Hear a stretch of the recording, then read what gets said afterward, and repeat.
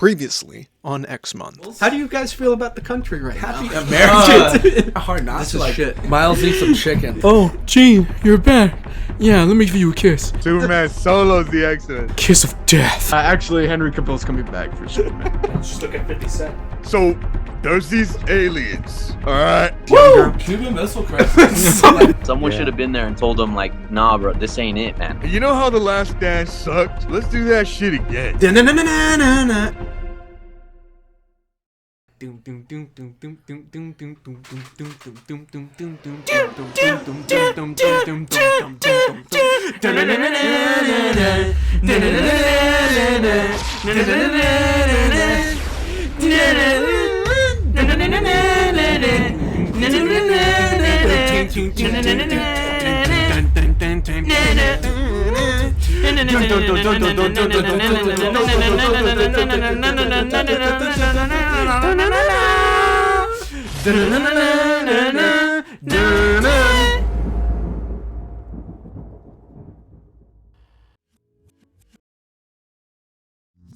Oh man, I'm kind of considering changing my name now to Marvel Jesus.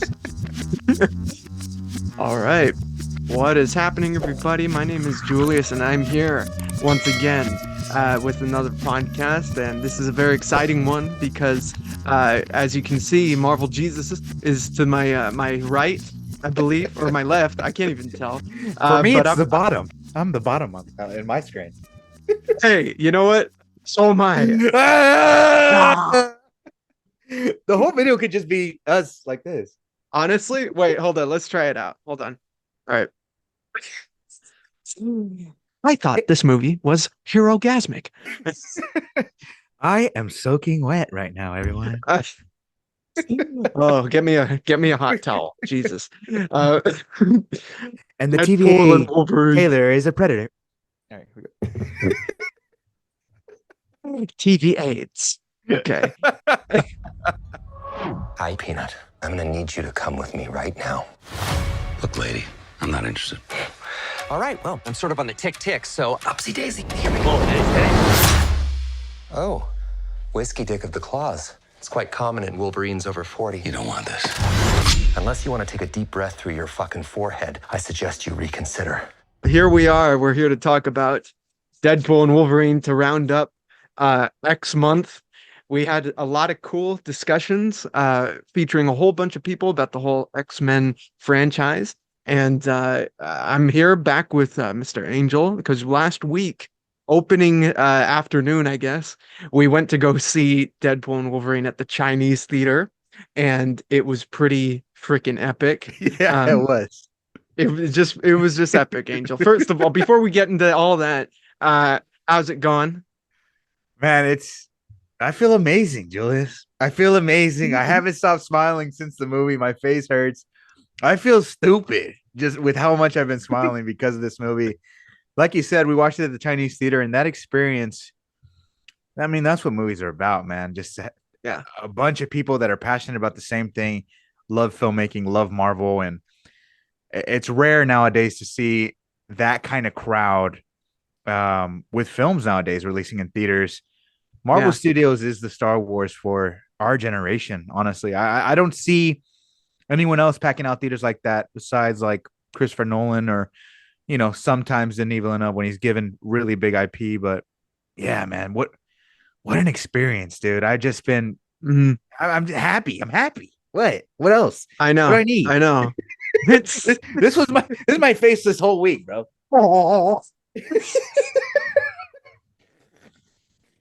Oh, dude, when I saw photos of that you bought that, I was like, Dan, is this fool gonna bring it to the theater? And it was there.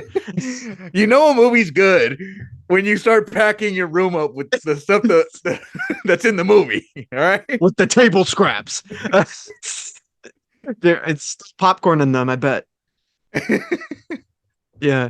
Well, this you're completely right in that the experience it felt very nostalgic to see this film, which was crazy because not just because it's filled with cameos and everything, but it felt like classic Marvel viewing. You know what I mean? Like Marvel, I don't think it's any shock or any it's not a secret even amongst them that the Marvel of now is not the same as the Marvel of then. You know, Yeah. they've been having some trouble post Endgame. And yeah, I mean, Comic-Con just happened. You were there. You were there when they made the big announcement of like, hey, come back to us, right? We're cool again, right? Where RDJ where RDJ was announced as Doom. And when Yeah. you were in the Hall H to see that, did they fluff you before making that announcement? Or what Oh happened? man, honestly, that was so unexpected. It was my first Comic-Con. I had the opportunity to go. I wish I could have brought everybody because honestly, it's not the same for me. I love experiencing this kind of stuff with you guys. So for me, first and foremost, when I want to experience this stuff, it's with you guys, my friends, my brothers, my loved ones. So it's not the same, but that room, the energy in there is insanity. And I mean, the fact that RDJ was there, I felt like I couldn't hear out of my right ear because of how loud it was. Nobody knew it was going to be RDJ. Honestly, when the announcer said, or when the Russo said, and we have the best actor in the world to play Dr. Doom, in my head, I went, is Daniel Day-Lewis coming out of I knew retirement it. or something? Like, Daniel Day-Lewis is here. like, no, like, no way they're gonna do it. Is Christoph Waltz under that mask? And sure enough, it's RDJ. And my first reaction is it's Iron Man, you know. So like everybody's freaking out because it's RDJ. But once the hype kind of sunk in, I started thinking about the casting, and then I have my thoughts on that. I'm sure you have yours on that too. But Yeah, man, there's definitely a difference between bad MCU, mid MCU, great MCU, and what I would say over great MCU is Marvel. You know, there is that Marvel level that is just peak Marvel. You know what I mean? It's Ultimate Alliance. That's Marvel. Spider-Man 2, that's Marvel. You know, Avengers Infinity War Endgame, Marvel. And I would say Deadpool and Wolverine is literally right there at the cusp of Marvel and great MCU. Yeah, I mean, we'll get into the specifics of why you brought up Ultimate Alliance because there are moments in this film that are like they're doing it. Yeah, yeah, they played the game too. They saw the game, the cutscenes.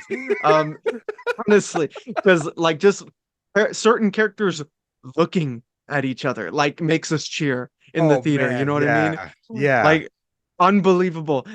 One thing I just want to say about Doom, and I'm sure at some point we'll talk about it in depth because we could do a 2-hour, 3-hour a day discussion about it. Seriously, RDJ should have wore this shit. MF Doom, they better play Benzie Box, MF Doom up in there, bro. If Benzie Box doesn't open up the credits, keep the movie. All right. Hoe cakes. That's all I have to say. I got this girl and she wants me to duke her. Right. The mask stays on. It should stay on for me. Let's be real. But okay. So honestly, I'm not even 100% sure where to start other than with Deadpool and Wolverine. We're all excited going into it because we know it's the next Marvel event film. Right. You mentioned that movies aren't really doing what Marvel had been doing for so long, including Marvel themselves, because for me the past couple phases have been a little hit or miss, you know, or the projects within the phases, last couple phases have been a little hit or miss, you know. Specifically the multiverse, because it's such a wild concept. Exactly. And Marvel's not as connected as they used to be at one point, you know. But so with this one, you know, it's Deadpool and Wolverine. It's Hugh Jackman, especially coming back. It's Ryan Reynolds integrating into the MCU. We all want it to hit hard. Yep. And going into the theater that day, you know, we're all talking and everything. I'm curious if you were kind of worried going in, if like there any percentage of worry ship. You're like, oh, but what if, right? Is that going in through your head? No. So when they announced that he was okay, all right. when he was coming back, and I felt the same way too with a couple of the projects. Look at this in the multiverse, you know. Once I saw the popcorn bucket, I said, "We're good. This movie's gonna be amazing." I opened it. No, but so I've been let down by a couple of the MCU multiverse projects. For example, Secret Invasion was. Yeah. Wah, wah, you know, I don't know what that was, but Secret Invasion is canon, but Agents of S.H.I.E.L.D. can't be. Fuck at it. Yeah. But when they announced Hugh Jackman's return, that's when I knew this movie had to be special, no matter what. And I knew that Sean Levy and Ryan Reynolds were not going to make this movie unless the script was tight and perfect and emotional. Because I know for a fact that coming off of Logan, Hugh Jackman would not sign on to something that he didn't believe in. And if Hugh Jackman believes in it and the rest of the team believes in it, there's no way this movie could have been bad.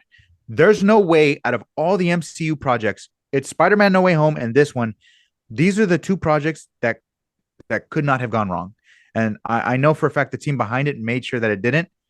And sure enough, it didn't. I thought whatever they set out to execute, it was done perfectly. Yeah. The integration in the MCU, Yeah. a celebration of the Deadpool movies, this being the 3-part ending for this trilogy, and also being a love letter to the Fox era, 20th century, early comic book 2000s movies. It hit all the right notes for everything. Yeah, that's such a great point, that this is much more than just a capper for the trilogy, where and we see it at the very end, how this movie is, like you said, a love letter to just that era. I'm sure if they could, they would have brought in more characters that they legally could have thrown in there that were a part of that era. Oh yeah. But they the budget. Exactly, exactly, because but this is still achieving that, like, that Marvel magic, I think, of something that No Way Home did, where you see Alfred Molina and Jamie Foxx and Willem Dafoe, and you hear Thomas Hayden Church come back, and now you got freaking all these classic Marvel characters, and we're gonna get into spoilers real in a quick second, but this is exactly a love letter to that era, which it's the era we grew up on. That it was freaking great. Yeah. This like Spider-Man No Way Home, I would say, is a cinematic achievement, because when you think about the narrative starting all the way from Blade, it's a movie that's over 20 years in the making when you really think about it. So many things could have gone wrong. They could have tarnished the legacy of Hugh Jackman's Wolverine. They could have tarnished the emotion in Logan, but they didn't. I actually think that this movie wildly, miraculously complements those Fox X-Men movies and Logan, which is it's so crazy to me that they were able to pull it off, and they did. And I think that's why I'm so happy about the end result, because you can be somebody that enjoys Logan, those early 2000s X-Men movies, and also this. You were an X-Man. You were the X-Man. I am soaking wet right now. I thought this was going to be a movie that was like kind of, cutting off the arm, so to speak, of like, all right, Fox is done.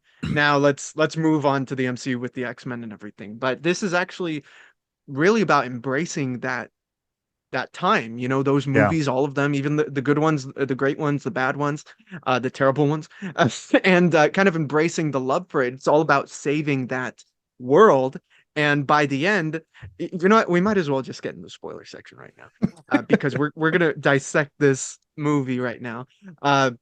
They save it. I did not expect this movie to end with them saving that reality. I thought there was going to be a merge, or that timeline was going to just disappear. But no, it's about preserving that kind of freedom almost, because those movies are really diverse. Yeah. No, I love what you said about them embracing those earlier movies. I think the smartest decision that Marvel Studios could have done was canonize all the universes together. They're not shying away from anything else. They're using all the tools in their toolbox, honestly. And even if you didn't like a movie like, say, Elektra, they utilize her character in this movie where it's like, wow, we're seeing her in a way where it's the character. Like, they're staying true to the character. It's awesome. Regardless of what you think of those movies, it's not like how Disney treated Star Wars Legends, where it's like, let's completely shun away from all this great lore that we have and start fresh. No, Marvel Studios took a different approach, the smartest approach, I think. And now when we get to something like Doomsday or Secret Wars, God, that title itself is just hard, bro. What? Doomsday? Come on, bro. They taking Superman's villain. Come on. When we get to that point, everybody can come into play, and it will be Ultimate Alliance, bro. Live action. They should just retitle. They'll probably retitle Secret Wars to Ultimate Alliance. Do it. Please. But yeah, since we're talking about, it's been a break since Deadpool 2 came out, since Logan especially came out, and Deadpool's kind of on hiatus, you know, he's forced himself into retirement and he's not perfectly happy with it. He sees the potential within him, but he doesn't know how to direct it. And Yeah. I love the opening scene where he interviews for the Avengers. And with Happy Hogan, and it's set around the time of Infinity. I think it's set right before the events of Infinity War, which is really funny. And it felt like it was from that era, you know. So good. And I love that he's looking for his potential. He's looking for his clan, who he fits in with, and that complements him really well with the Wolverine we see in this film, which is not the one we grew up with, but is very much similar to it. It's Hugh Jackman still, and they're both failures on their worlds, and that makes their partnership throughout the movie really interesting to watch, and it makes it really compelling. Yeah, for this, they were striving for the buddy cop, odd couple genre. Ryan Reynolds says that Planes, Trains, and Automobiles was an influence on this movie for him because he loves that movie. And you could totally see that between the dynamic, because on one end, Deadpool wants to be an Avenger. He wants to be a hero. He wants to matter because he feels like he doesn't matter. And on the other end, Wolverine is the complete opposite. He is somebody that failed his world, doesn't want to be a hero, hates everything. So when you put those two together with those different motivations, it makes for a great time, for the whole 2-hour runtime. And it's just, we get to see those characters in their costumes, and it's amazing. Yeah, it is amazing. I mean, it's that, again, I'm gonna bring it up again, that Marvel magic that has kind of been missing in some, not all, but in some of the films and shows that have come out since.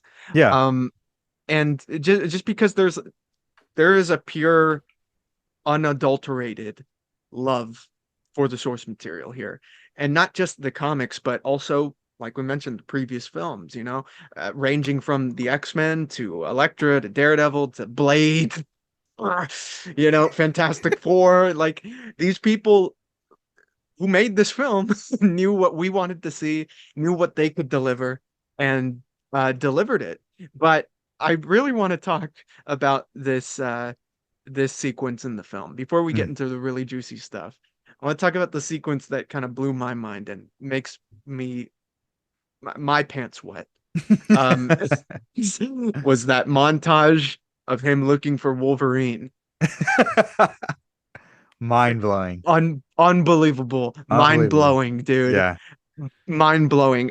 You see Deadpool going through the multiverse with his stolen TVA thing, and he's meeting we see Hugh Jackman, we see freaking short Hugh Jackman, we see one that's hung up on the X, the crucified Jackman, we see Hulk versus Wolverine. Yo, which I lost my mind at that point. I was like, and that suit he was wearing, wearing against Hulk, the brown and yellow.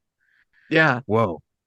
Yeah, that was the perfect appetizer for the suit we see him in the rest of the film, Yeah. Amazing. And then we see the Age of Apocalypse one, Old Man Logan at one point, and then we see the only one that isn't Hugh Jackman, which made us stand in the theater. That was insanity. Henry Cavill as freaking Wolverine, dude. Insanity. That was beautiful. What did you say when you saw that? I screamed so loud. I couldn't believe it. It's just one of those things where, yeah, look at that, man. My boys are in the back. My boys are in the back. Like, it was one of those things that was so surreal. I couldn't believe it. I can't believe that Marvel was able to keep that a secret. And I was just so happy as a fan, as a Marvel fan, as a DC fan, as a Superman fan, as a Wolverine fan. I was happy for Henry Cavill that he had the opportunity to play that, because now there's a chance that he could play the next Wolverine or still play that variant Wolverine and come into play for Secret Wars. He looked awesome, man. He looked awesome. Yeah. The attitude, the cigar, the hair, the clothes. He was Wolverine. I love what he said. You were just leaving. Yeah. He was it, man. Awesome. He was awesome. He was on top of it. Kevin knows what we want. Like, what? Like, I'm sure we've talked about it before. We were like, who else could we see Henry play if he plays in the Marvel Universe? Cyclops, Wolverine. I'm sure Wolverine was one of those suggestions. And just that to me tells me that Henry being in the movie literally tells me that Kevin, he genuinely listens. He does listen. He listens. He looks for ideas from fans that they really want to see. I guarantee you, Henry was one of the top choices. The fact that Marvel was able to get the face of the DC universe, what a flex, bruh. What a flex. Yeah. As we gonna take care of my boy. We gonna take care of my boy. Well, that's the thing. Daniel and I, when we left the theater, we were on our way out of there, trying to get out of Hollywood as quickly as possible.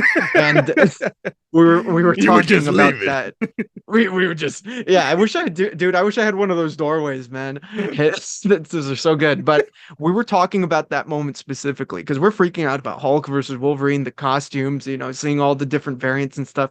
Yeah. But the only one that wasn't Hugh Jackman was Cavill's. So, and some of the comments that Deadpool said in that moment saying, this feels right. Mm-hmm. I'm wondering if that was a kind of like a equivalent to a test screening to see how it would go for audiences. If people would like that, seeing it in like actually seeing him move and talk and have the claws and the cigar and everything. I wonder if it goes well. Like the reaction is so loud about Cavill as Wolverine. I wonder if that is the sacred timeline Wolverine, because he says this feels so right. And he's like selling Marvel to him, saying like, hey, we'll treat you way better than what DC did. Yeah. That would be genius. Yeah. If they said, yeah, that was on 616. And there you go. That's Wolverine right there. That is amazing. I didn't even think of that. Like, what if that's the Wolverine that we have yet to see in the MCU? Yeah, that's genius. Because he's around. Because he's around. Like in She-Hulk, they say that a dude like that is around. Yeah, no, that makes total sense. I love that idea. It is genius. We're gonna get the introduction of adamantium in Captain America 4: Brave New World. Harrison Ford is gonna say it. He presents it to everybody as the president of the United States. We saw that clip at Comic-Con, and everybody cheered. Adamantium. That makes total sense. Henry Cavill being the 616 Wolverine. Give it to me. Give it to me. And yeah, I guarantee you, if I am Marvel Studios president and I have you're Marvel Cavill, Jesus. If I am Marvel Jesus and I have Henry Cavill agree to play Wolverine for me, you think I'm gonna have him just be in a scene? I don't think so. I don't think Kevin would do that. I do think it was like a test trial to see, but I think he knows everybody's gonna love it. But yeah, if Henry doesn't play him anymore, that's something I'd be like, Kevin, you sure, my boy? Are you sure? Because I mean, he did that with John Krasinski, Reed Richards. Could this be the same scenario? There's a chance. There's a chance, but not. It's Henry Cavill. Come on, like that's a world class like celebrity actor right there. That's Superman. Yeah, we got Superman to play Wolverine. That's a flex right there. Yeah, like. Nah, come on. That's genius. I love that. But by the way you have it positioned, your two your Superman and your Wolverine, it's like the angel and devil on your shoulders. It's like it was meant to be, bro. We manifested it was meant to be. We manifested this. They switched. By the way, I know you got the in on Kevin because you talked to Hugh Jackman today. So dude, tell him. Yeah. Ah! Just hyped, man. We're just hyped. Dude, imagine if he replied, "You were just leaving." Grow up. Grow up.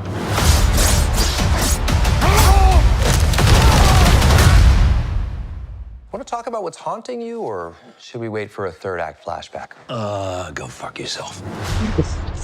Oh shit! It's causing waves. Okay, so montage notwithstanding, there's a whole film to talk about other than just the montage. But so what do you think about the core premise of the film? Deadpool is trying to save his world, save the Fox universe, trying to redeem himself, trying to redeem Wolverine, but they're going in a really R-rated route to it. It's a buddy film, like you said. They're going up against Cassandra Nova and not the Reavers, but like the apocalyptic kind of guys and everything. What do you think of just the whole plot? Because a lot of people are claiming that there's not really a plot. I don't agree with that. But so what do you think? No, there's definitely a plot. There's a problem, there's conflict, and there's resolution at the end. The main premise of the film for me and the main theme of it is friendship. Deadpool wants to become an Avenger. He wants to be a hero. He has a chance to save the universe. His universe is doomed because of the death of Wolverine, who is considered as this new term that they're using in the MCU as the anchor being of Deadpool's universe. So I love this idea of him jumping around different universes to try to find a Wolverine to replace. It is a genius way to explore the ideas of the TVA and the timelines that were explored in the Loki show. So that already is amazing. I also love the fact that Deadpool learns this idea of not necessarily needing to be a hero, but understanding that people need him to be a hero, which is what Happy tells him. That's also great. Cassandra Nova as a villain, I thought was really freaky, really weird. The way she was putting her fingers in people was absolutely outrageous. I mean, I think it's a great premise. It's about saving your friends and understanding that, the people that you save sometimes end up saving you. And with Wolverine being his sidekick, compadre, that is phenomenal. We see another Wolverine who has to learn that maybe he was never the right guy until he was. Yeah, that's the perfect way to sum up Wolverine as a character, not being the right guy until he is the right guy. That's kind of his whole implementation in the X-Men, because when you look at the team, Wolverine is obviously an outlier because he's a psychopathic murderer. But that team brings out the hero in him. So for the team to be completely gone, in a way that we've seen before in films like Logan and Days of Future Past, it works beautifully here. I think this is the most Wolverine that Hugh Jackman has gotten to play, 100%, including Logan. 100%. And it's not even just because of his him having the costume or the mask, especially. It's because of you notice the absence of the X-Men when looking at him. That monologue he has in the car, it sums it up. It's Wolverine to the max. It feels like him ripped straight from the comic books. Yep. And X-Men, his the interactions with and the animated series, Wolverine and the X-Men. Yep. X-Men X-Men Evolution. Unlimited. Wait, what did I say? Unlimited. What's Unlimited? Spider-Man. You're thinking of Spider-Man Unlimited. I'm thinking some bullshit. But yeah, dude, he got it down, and it's a completely new version of the character, and we're still connected to him. Yeah, that scene where he has the cowl and he's talking to Deadpool and he's like, "Let me have this," and he shows him a picture of his friends and he's like, "You got your whole world. I got nothing. Yeah, I got nothing." I was like, to my brother, Dick, that's Wolverine, Dick. That is Wolverine. Like the cowl and the costume added what we've always been missing from him. Yeah. Not to say that he was never delivered. He always has. He's given it 110. But there's something cinematic and magical about him putting on that costume and him interacting that way. Yeah, him doing that. Doing that. Do you save it for special occasions? For killing mostly. Yeah. Like, man, bro, like it again, there's something magical that happens when he puts on that costume, and it was just as beautiful as we had always imagined it to be since we were kids. Like it really did take it to the next level. I love that monologue that he had. We do understand the impact of the X-Men when they're absent, but we also do understand their importance when he talks about why he wears his costume, which I absolutely loved. His costume reminds him of his friends. That to me was so powerful. Yeah, it reminded me, ironically enough, it reminded me of the book Old Man Logan, because I thought they were okay. I thought they were going in a direction like that where he was responsible, like directly responsible for the X-Men dying. He's Yeah. more indirectly responsible because he just wasn't there. But they have that whole um attitude, like he has that, you know, like Yeah. it's that motivation, which I Yeah. thought was brilliant, and their camaraderie with each other, the way that he just keeps on stabbing Deadpool away, pretty much like the little Yeah. annoying kid little brother and everything, that dynamic, it's something like you said we've waited for. Yeah. I was, when you mentioned that moment where he's like, let me have this, and we're seeing him act through the mask. uh I was thinking, for so long we have had those moments with Hugh Jackman's Wolverine without the mask. You know what I mean? Mhm. And we've gotten used to that. So for me, it was a little bizarre looking at it, but not in a bad way. Just like it's complete now after 24 years. Yeah. It's complete. It's crazy. Yeah. Yeah. I mean, I think we're so used to it that we can still see his face under the mask. And I think that's even more Mhm. beautiful than having two different personas. It's just one. It's Yeah. Logan. It's Logan. Yeah. Yeah. He's Wolverine. He's the Wolverine, man. And Yeah. no one else is.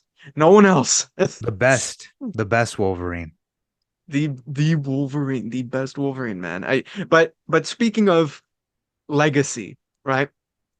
We have some of the best cameos in the MCU in this film, because they are not just cameos, they are actually implemented in the story in ways that even I think surpass something like No Way Home. Yeah. And we're gonna save the first one, which was, in my opinion, the biggest reaction from us, for last. Okay, because it was the best fake out in the film. Yeah. Channing Tatum as Gambit, uh, Jennifer Gardner as Elektra, Daphne Keane as X-23, Wow. and Wesley Snipes as Blade, dude. Yo. Ultimate Alliance. Yeah. Ultimate Alliance, you dummies. Play the damn game, you dummies, and watch the cutscenes, because we just watched live action Ultimate Alliance cutscenes. You stupid Marvel idiots. Marvel's back, pretty much. Man, that was hype. Man, that was hype. Every single one of those cameos, they were just so impactful, man. Like it just, Yeah. they served the story. And they played in the theme, yeah. Awesome. Yep. It was just perfectly implemented in this movie, man. I couldn't believe it, honestly. I could not. I still can't believe it. I'm still having trouble processing it. Like I can't wait to watch this movie again and again and again. I'm telling you, Jules, when Wesley Snipes came out as Blade, for a second I was like, am I dead? Like, am I dead? Because Yeah, right. it just, I just could not believe it, because there's been so many talks since those Blade movies that like Ryan Reynolds and Wesley Snipes never got along. They had trouble on set. We heard nothing about Wesley Snipes coming back as Blade.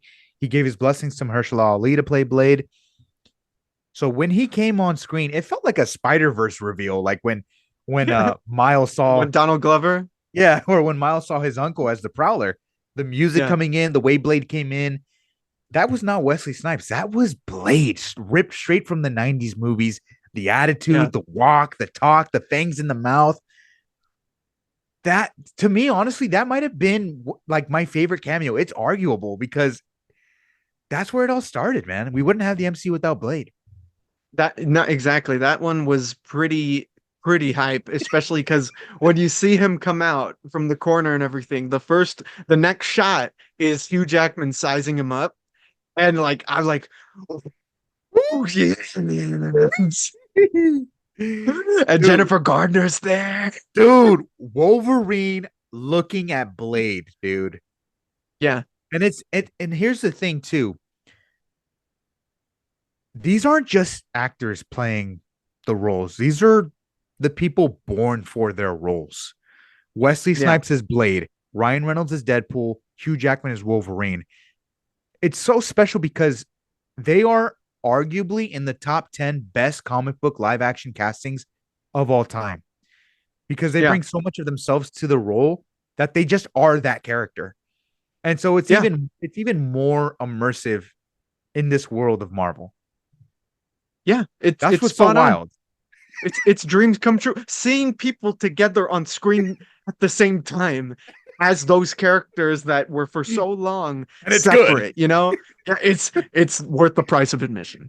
Jesus Christ. It's legendary.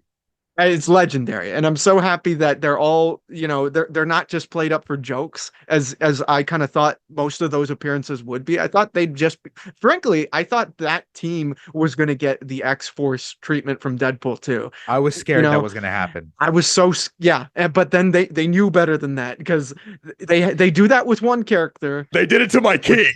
They did it to my other king. To the king, but they really paid service to those guys because they are like the island of misfit toys, and that's I think most emblematic with Tatum as Gambit because he never got that, that movie. He never got that chance, and he killed it, dude. Like he's played up for laughs, but he's played up for laughs in the way that a Gambit would be, and his moments of like with the cards, my daddy shot me out my dick ready.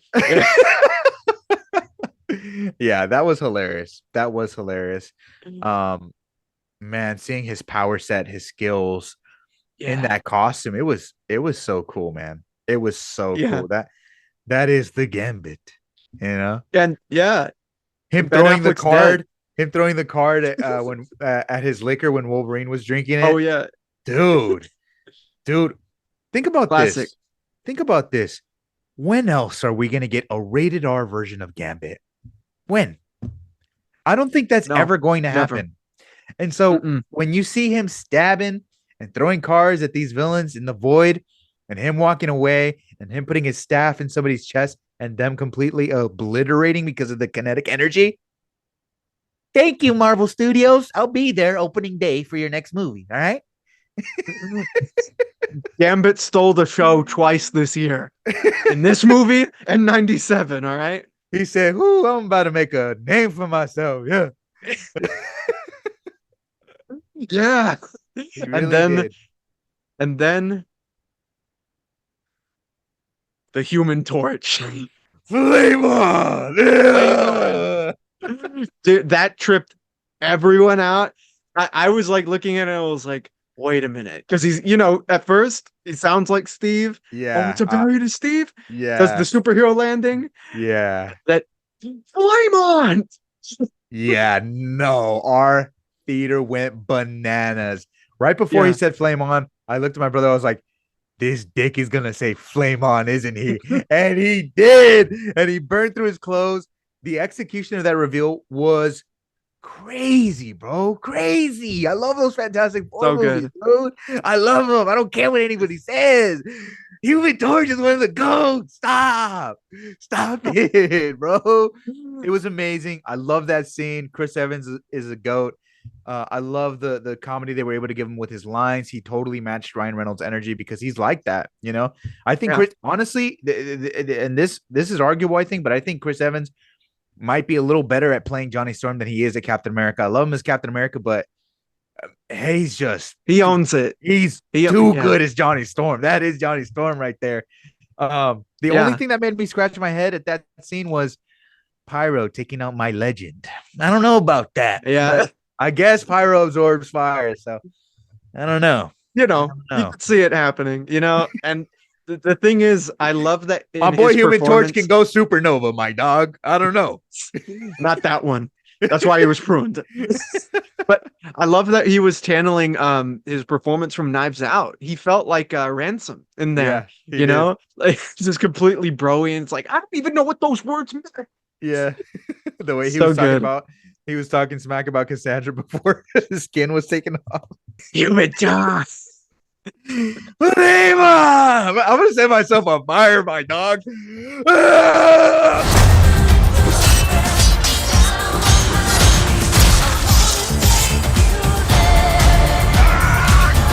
Boys are so silly. Screwed up a little bit to get up close and personal with you. When I went to see it the second time, Brian grabbed my upper thigh. I didn't know what to say about that. There's a way that this movie is, and Mhm. since it is the first R-rated MCU film and everything, Yeah. it stands out, obviously. Feels very different, but also it has that kind of Marvel spirit to it. So how do you feel that R rating was juxtaposed with just the MCU entirely? I think it needed to be rated R. I think this was the necessary new adrenaline to inject into this franchise to kind of keep it refreshing and alive. Deadpool was the perfect vehicle for that. From the opening scene alone, when Deadpool is killing the TVA agents with Logan's adamantium skeleton, I mean, I was like, oh yeah, we're in for a completely new world, a completely new flavor of the MCU that we haven't gotten a taste of. And it just reminds me of when we get these new risks from the MCU, and when their successes, it's just all the more enjoyable. For example, we go from the Avengers to Guardians of the Galaxy, which is a completely different thing, a space opera. And then we go to something like this, where it's a rated R buddy cop movie.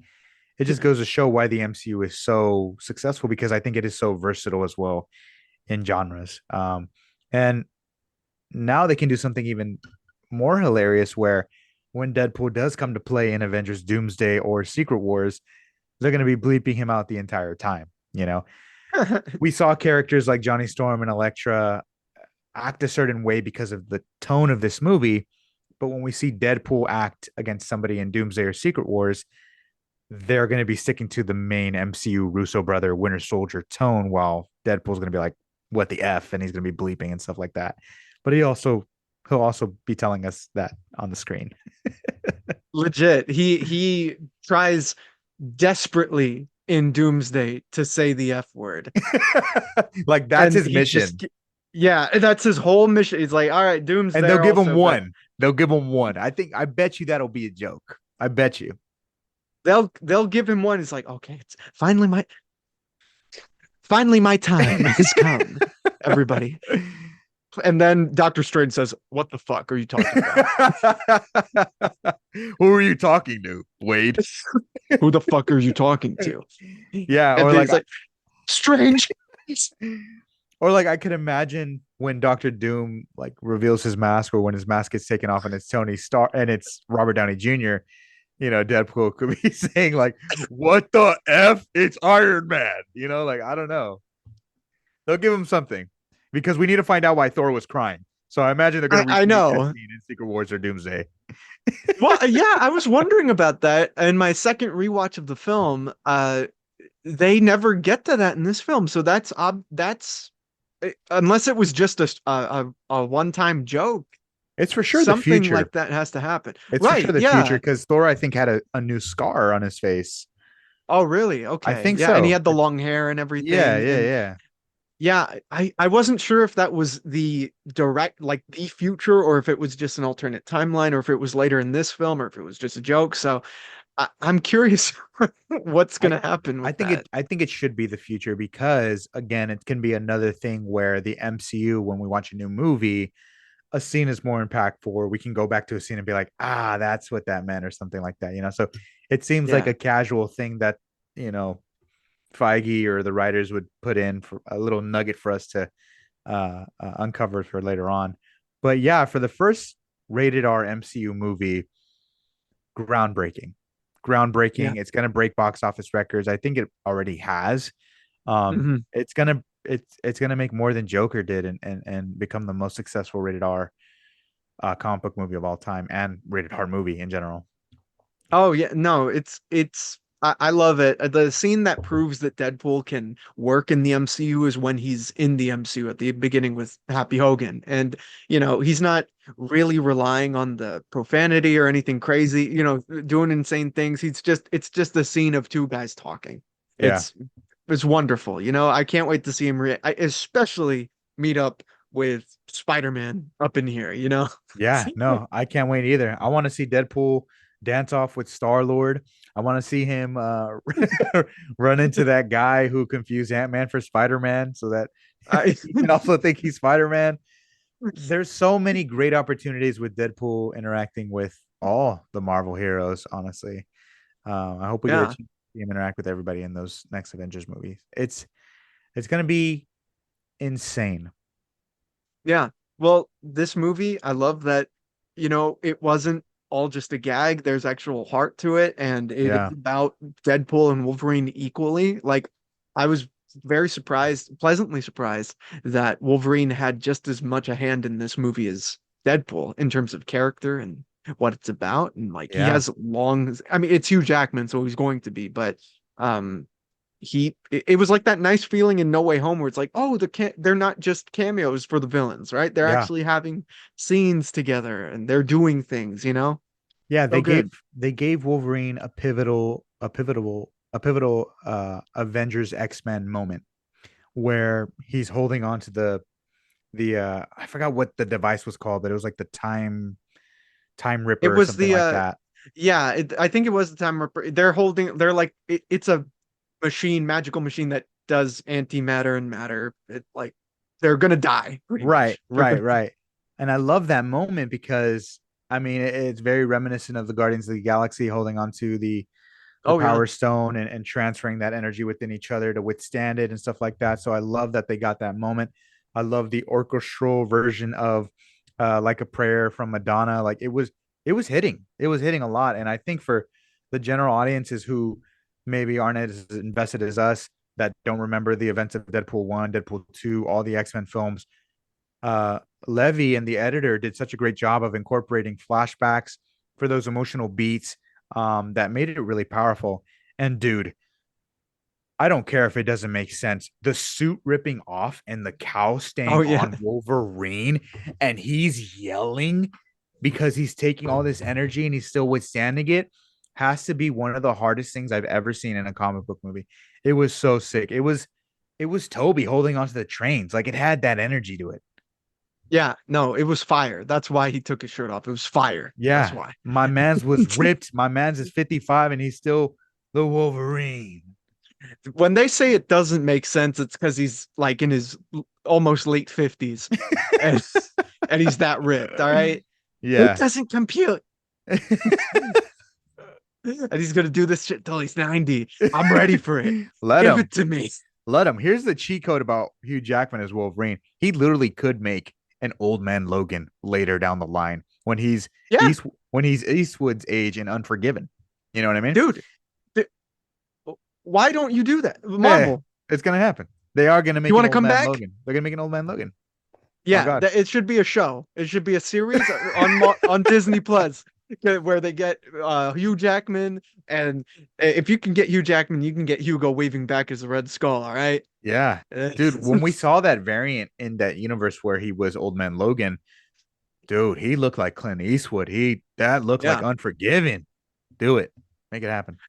he can legit do it now. I mean, I thought Logan was going to be the closest thing we'd get to that, you know. Yeah. And this is a hyper realistic version of uh story. Would you be But down for if that you though? Like, would if they announced Old Man Logan in the future, like comic accurate, like would you be down to watch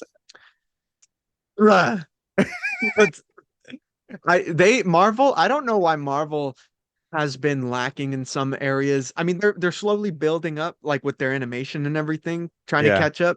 But you know how DC is doing like Elseworld stuff. Marvel Yeah. should really just do that also, like make other not Madam Web and shit like that, but like, you know, under the Marvel Studios banner, make Elseworld. You're doing the multiverse anyway, right? Like, Yeah. you know, what if, in my opinion, isn't enough, you know, to get to the scope of a lot of these stories.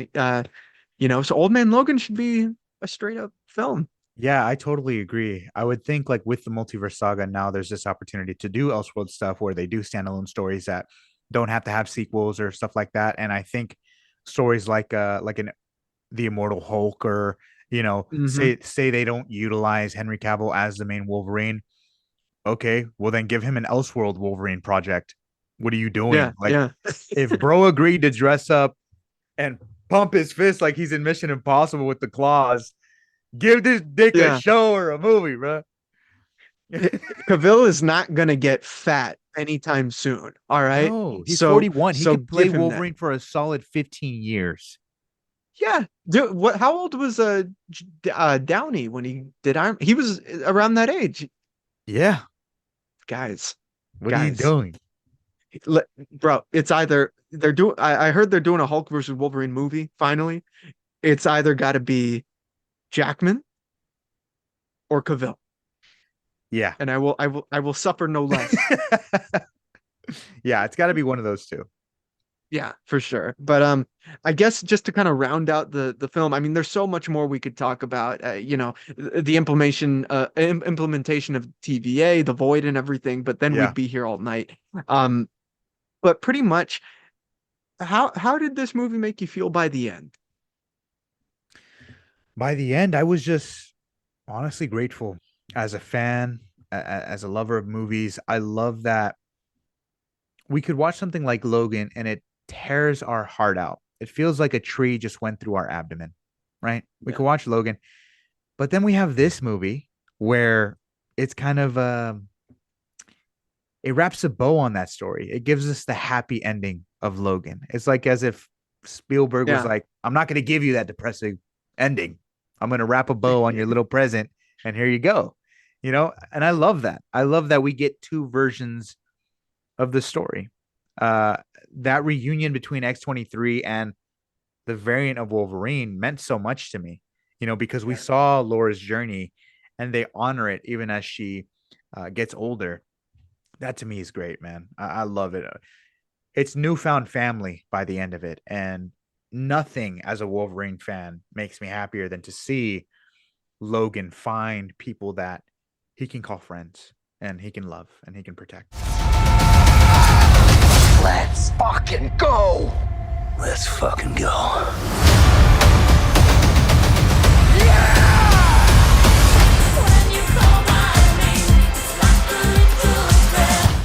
As my man Scott Mosier said in Clerks, that's beautiful, man. Because it is, man. Like I was very worried going in because of the impact of Logan, and every time I watch it, I get teary-eyed. I even thinking about it, I get emotional because it is such a beautiful end to that character. But for this to kind of act as an epilogue for both Deadpool and Wolverine and all these characters, really. Yeah.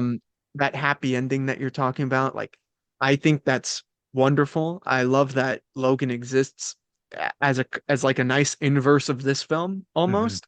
Because that Logan is very much like he's not wearing the costume at the end. He's throwing the comic books away. He's dying and everything. Here, he's at the top of his game pretty much, like he's in the costume. He's that version that Logan didn't want to be. But he knows he has to be that, and I love that this is that redemption for Wolverine in this film. And I hope in Secret Wars he meets the X-Men, because we're all. He will.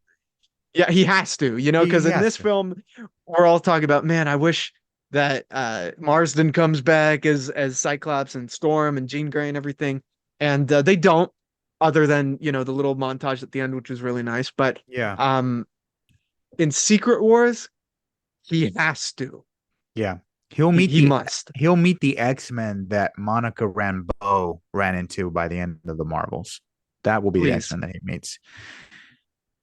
Yeah, please. And they're like, well, a Wolverine died on our Earth, so you might as well come with us.